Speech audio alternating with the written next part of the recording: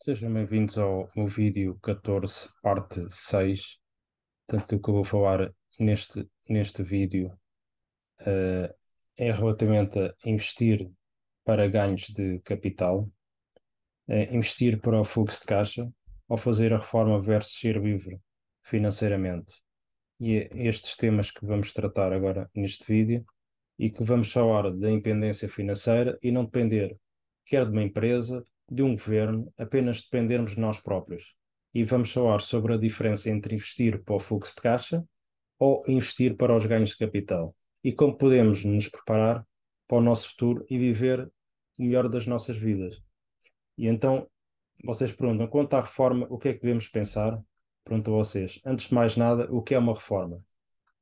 Na época dos meus pais, o meu pai, por exemplo, trabalhava num emprego e fazia mais horas extras para pagar mais despesas extras que apareciam, e a minha mãe estava numa empresa pública e tentava fazer durante a noite o equivalente ao ensino médio para aumentar o salário na empresa onde estava.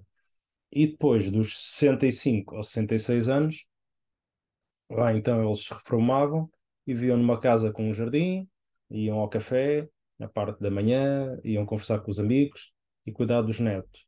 Mas o mesmo não se aplica nos dias de hoje. Isto porquê? Porque principalmente na minha geração e às futuras gerações, com todas as mudanças que estão a acontecer no mundo, provavelmente já não haverá reformas e não há empregos para a vida e as pessoas já não se identificam em ser fiéis a uma empresa apenas. A nova geração, o que é que acontece? A nova geração não vai trabalhar apenas para um ou dois empregos a vida toda. A geração mais jovem vai ter pelo menos um ou dois empregos por ano e não durante toda a vida. Então eu pergunto, o que é a reforma? O que eu estou a ver cada vez mais é uma geração jovem a fazer um estilo de vida que acho que até é um bocadinho saudável, vá. Por exemplo, um estilo de vida que é ao mesmo tempo ter lazer e ao mesmo tempo ter mais educação. Portanto, eles conseguem ver novas culturas, viajar, explorar outros mundos e diferentes culturas. Não é errado. No entanto, a geração jovem gosta de viver a sua vida intensamente, mas também gostam de trabalhar intensamente.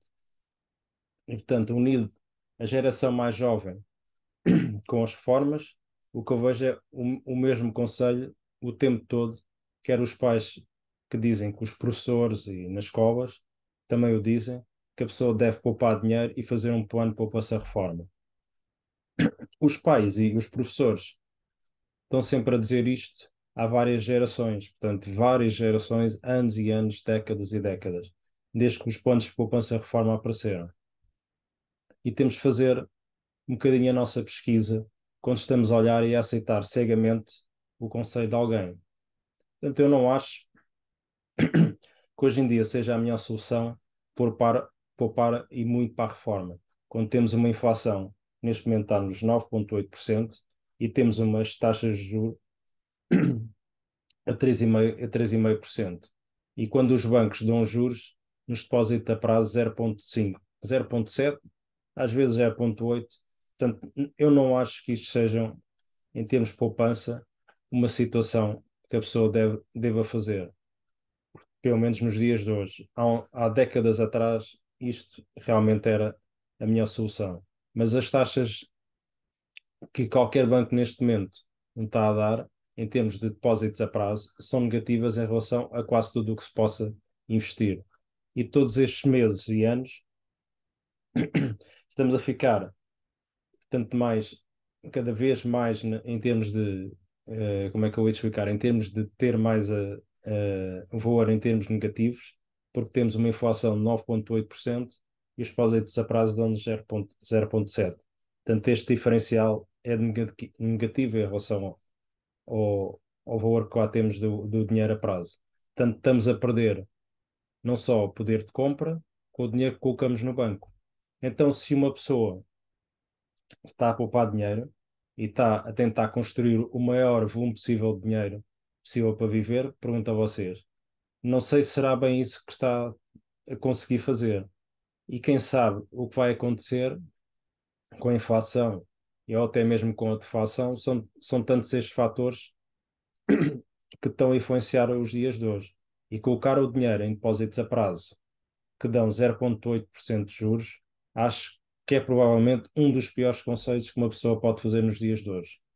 E se os governos continuarem a imprimir dinheiro, pergunto a você, e o teu dinheiro vai cada vez valer menos, então todo esse dinheiro que uma pessoa está a poupar para a vida toda pode valer muito pouco nos próximos 20 ou 30 anos.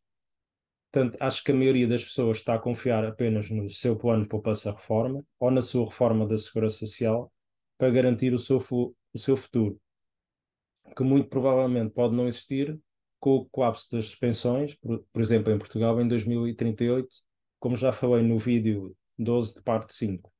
Se vocês forem ver, eu explico essa situação. Tanto assim, os corretores das seguradoras e da Bolsa estão sempre a cobrar taxas dos seus investimentos. Por isso foi inventado o plano de poupança-reforma.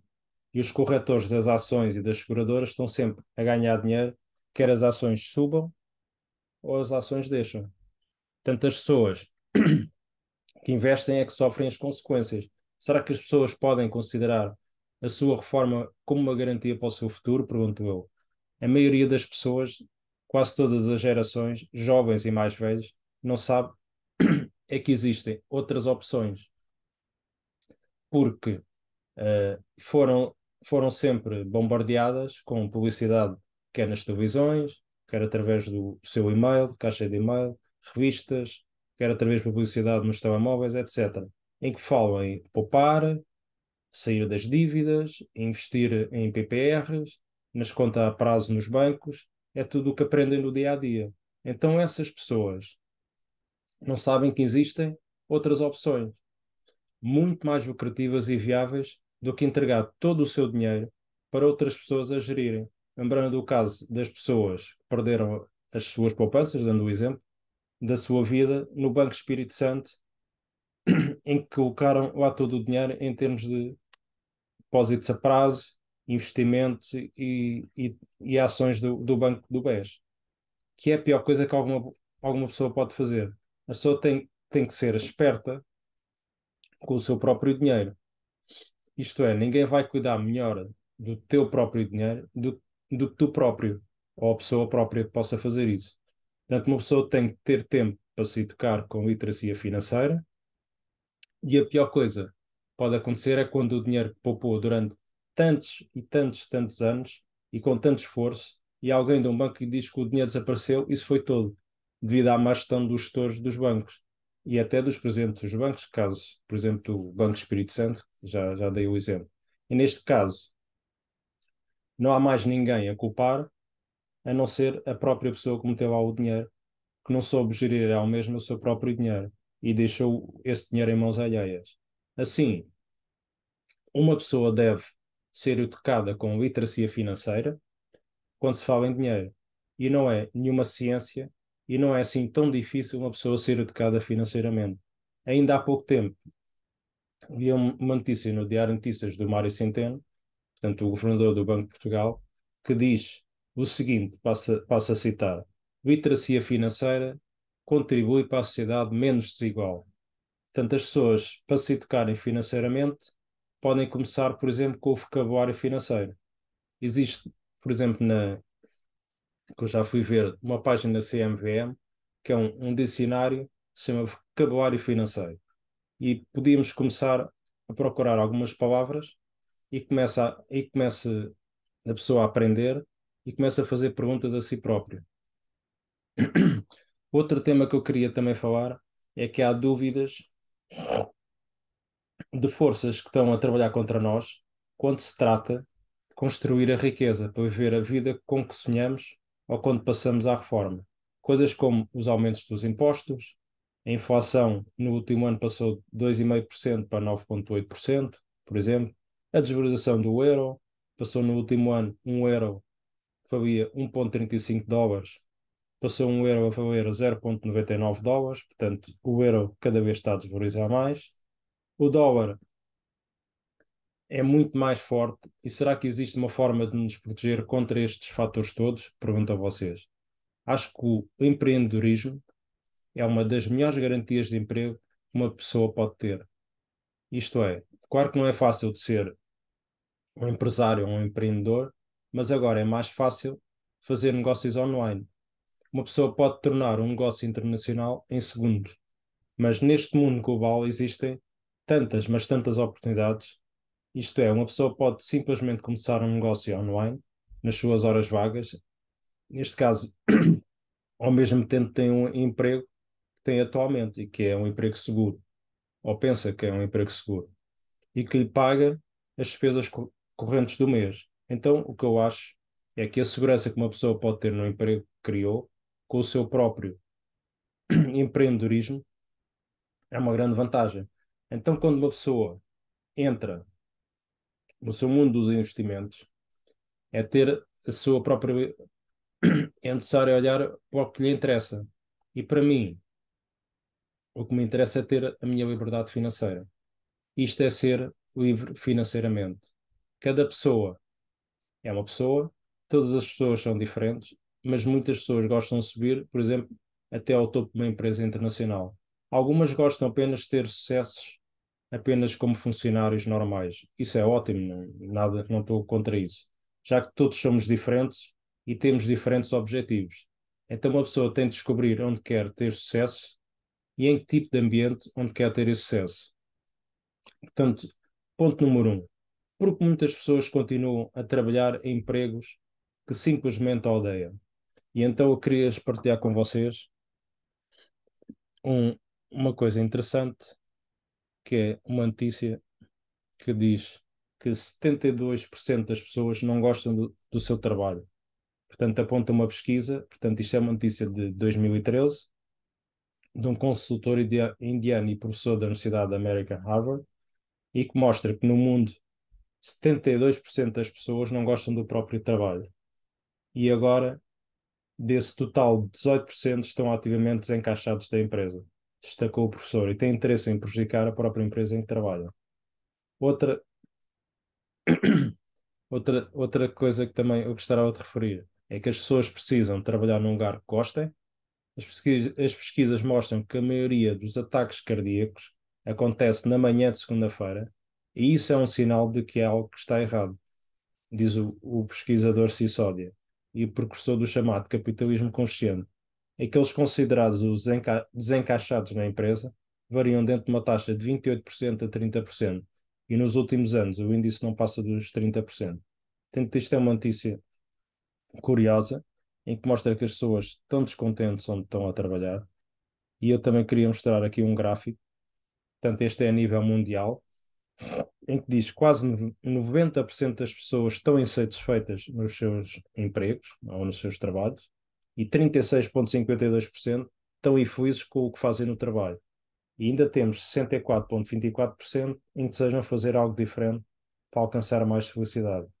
Isto, portanto, falando em termos do que eu estava a dizer, isto para mim é considerado um crime uma pessoa estar a trabalhar e estar insatisfeita na empresa onde está. Ou querer sair, ou mesmo não podendo sair, continua, continua a trabalhar. Portanto, é onde uma pessoa passa a maior parte do seu tempo, é a trabalhar. Portanto, passa quase 80% da sua vida a trabalhar. Então um, é muito triste quando vimos que, por exemplo, pessoas que reclamam dos seus empregos ou do que estão a fazer dia a dia, o que dizem é que somos apenas nós mesmos que fazemos a nossa cama e que nos deitamos. Isto é, quer uma pessoa esteja numa situação boa ou mesmo numa situação má no emprego onde está. Uma pessoa só reconhece que foi feita para ela própria quando está numa situação que está bem. Tudo o resto, quando está numa situação má, já diz que, por exemplo, a culpa é dos outros. O que não admitem é que estão onde estão por causa delas próprias. Se uma pessoa está numa situação em que não está feliz com o emprego, ou então temos três opções. Ou a pessoa muda de emprego, ou deixa o emprego onde está, ou suporta o emprego até ao fim de tudo apenas para ter dinheiro para pagar as suas contas. E se uma pessoa está a resistir para não sair do emprego e não quer estar lá no emprego, a pessoa precisa de sair de qualquer maneira desta situação. E de certeza que há algo melhor lá fora. De certeza que há. Agora eu vou-vos falar de outro tema, que é investir com o fluxo de caixa ou investir para ter ganhos de capital. Qual é a diferença entre os dois? Portanto, existe 4 tipos de classes de ativos e diferentes nas quais uma pessoa pode investir. Então temos os negócios, uma pessoa pode investir nos negócios, pode investir em imóveis, uma pessoa pode investir também em ativos de papel, portanto, ações, títulos, fundos mutualistas. Uma pessoa pode investir também em metais preciosos como o ouro, a prata, o platínio, o petróleo, o gás, soja, milho, todas essas coisas, etc. Então, antes de tudo, temos encontrar qual é o nicho ou aquela área que a pessoa mais gosta de investir e que tem interesse em investir. Porque se uma pessoa não estiver interessada, uma pessoa não vai estudar nada sobre esse tema. E então, ou por exemplo, não vai tentar aprender, ou então não vai procurar respostas às perguntas que a pessoa vai fazendo diariamente. O que eu quero ser é uma pessoa livre financeiramente, porque não quero depender de outra pessoa, ou do emprego, ou de um chefe. Portanto, tenho um objetivo que é ser financeiramente livre. E então, se é esse o objetivo, ser financeiramente livre, então a pessoa realmente precisa de fazer o que for necessário e fazer o trabalho de casa. Estudar e obter alguma experiência e entrar no jogo dos investimentos. Então, há duas coisas nas quais as pessoas podem investir. Uma é em ganhos de capital e outra é o fluxo de caixa. Então, os ganhos de capital é quando compramos uma ação por US$ 20, por exemplo, ou 20 euros, e essa ação só para 30 euros. E uma pessoa depois vende essa ação e o seu lucro é o chamado ganho de capital. Quando uma pessoa compra uma casa, por exemplo, por 100 mil euros, coloca 20 mil euros do seu dinheiro para reparar a casa. Mais tarde, a pessoa vende a mesma casa por 150 mil euros. O seu lucro também é chamado de ganho de capital. Portanto, resumindo, quando a qualquer momento, para realizar ganhos de capital, uma pessoa tem de vender alguma coisa, neste caso, uma casa. Então, a maioria das pessoas está à procura de um mercado que vá subir mais tarde os preços para realizar os tais ganhos de capital. Se eu comprar, por exemplo, uma casa ou ações a um preço mais baixo, quero que o preço suba, logicamente. Então eu depois vendo e recebo disso o meu lucro. Isso é chamado o ganho de capital. Quanto à outra situação, que é o fluxo de caixa, por outro lado, que é o meu favorito, fluxo de caixa, vou-vos dar o exemplo, não é mais do que quando eu compro, por exemplo, uma ação que paga dividendos a cada trimestre, portanto, 3 em 3 meses. Portanto, quando compro uma ação em cada trimestre, eu recebo dividendos dessa ação. Isso é que é considerado o fluxo de caixa. Depois desse dinheiro, podemos associar à ação ou podemos reinvestir novamente para assim, por assim em diante. Normalmente compro ações, como eu já vos tinha dito, no site oboom.com, que é este site. Portanto, podem comprar os Estados Unidos, Hong Kong, Inglaterra, Austrália, Canadá, Europa, etc. Até podem comprar ETFs e warrants. E, no entanto, este site, podemos abrir uma conta no nosso nome e comprar online, por exemplo, em Portugal ou em qualquer parte do mundo, qualquer bolsa americana, europeia, inglesa, japonesa, chinesa, de Hong Kong, etc. Portanto, o meu favorito ativo e número um é o setor imobiliário. E eu adoro, por exemplo, os imóveis, com propriedades, por exemplo, para alugar. No setor imobiliário, eu compro a casa, por exemplo, por 100 mil euros, então eu coloco logo 5 mil euros como de entrada. Claro que toda a gente pede um empréstimo ao banco, pelo maior valor, que é o que se chama trabalhar com o dinheiro dos outros, como falei no vídeo 13 da parte 4, se vocês forem ver. E, portanto, com esse dinheiro, depois vou alugar o apartamento. E o que é que acontece? Todos os meses eu cobro o meu arrendamento e com isso pago a hipoteca do imóvel ao banco, pago as despesas correntes, por exemplo, impostos ao Estado, os IMIs, os condomínios, e no final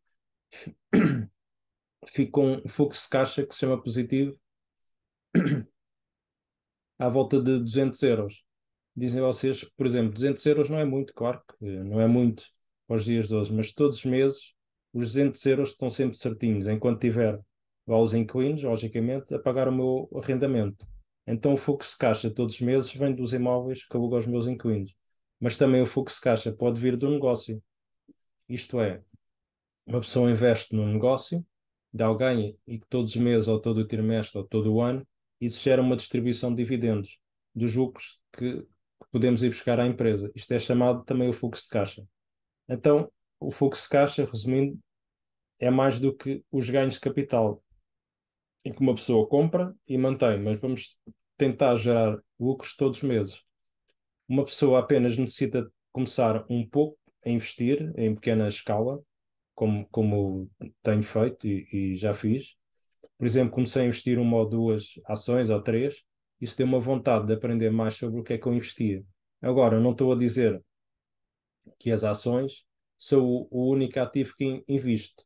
No entanto, a ideia que é mais importante nesta situação é quando investimos dinheiro que é nosso e tentamos, logicamente, ter mais interesse sobre esse assunto. Outra ideia também que é importante é que quando o meu salário vai para investir num certo ativo, claro que eu estou sempre a estudar e a aprender maneiras novas de retirar o máximo do lucro. Então, esta atitude fez-me aprender muito sobre as ações e que isto, logicamente, que é emocionante uma pessoa aprender. E se vender as minhas ações, vou ter alguns ganhos de capital, mas o que eu gosto mesmo é ter o meu fluxo de caixa em cada trimestre quando vêm os dividendos. Agora, no próximo vídeo, eu vou falar da forma secreta para a liberdade financeira, qual é o maior medo da pessoa investir e que investimentos devemos fazer. Se ainda não faz parte do meu canal, então subscreva o meu canal, faça um like e, e ao mesmo tempo clique no sino para ter as subscrições.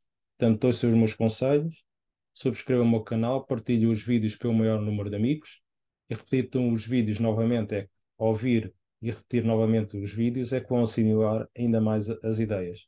Espero que tenham gostado deste vídeo e até ao próximo vídeo e até já.